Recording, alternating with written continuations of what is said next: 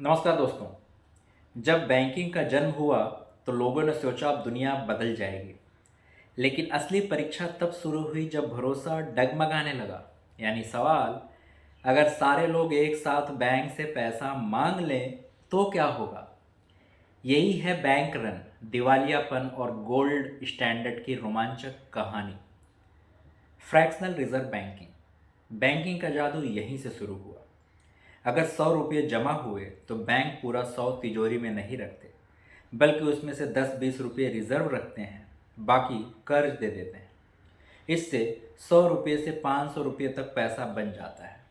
यानी पैसा असल में सिर्फ सिक्का नहीं रहा, बल्कि कागज, उधार और भरोसा बन गया।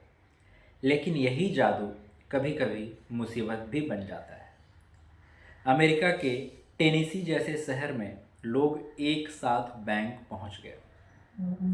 हर कोई अपना पैसा मांग रहा था, लेकिन बैंक के पास रिजर्व कम थे।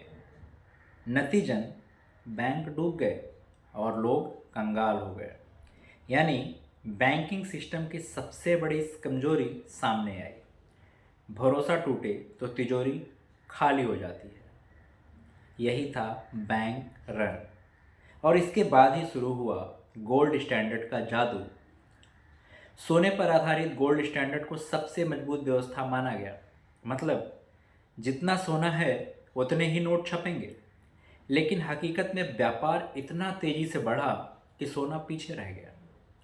1914 से लेकर 1971 तक दुनिया बार बार सोने से जुड़ी और टूटी। आखिरकार 15 अगस्त 1971 को अमेरिकी राष्ट्रपति रिचर्ड निक्सन ने गोल्ड स्टैंडर्ड खत्म कर दिया। उस दिन के बाद पैसा सिर्फ कागज और भरोसे पर टिक गया। अब डॉलर, रुपया, पाउंड, सबका मूल्य सोने से नहीं, बल्कि सरकार के वादे और जनता के भरोसे से तय होने लगा। पर इतिहास बताता है, चाहे 1929 की महामंदी हो या 2008 का ग्लोबल फाइनेंशियल क्राइसिस, हर संकट की जड़ भरोसे की कमी से ही हुई। बैंक अगर ज़्यादा कर्ज दे तो लोग भरोसा खो दें तो पूरा सिस्टम भी हिल सकता है। यानी बैंकिंग उतनी ही मजबूत है जितना उस पर लोगों का भरोसा, विश्वास। तो आज के एपिसोड में हम क्या सीखे?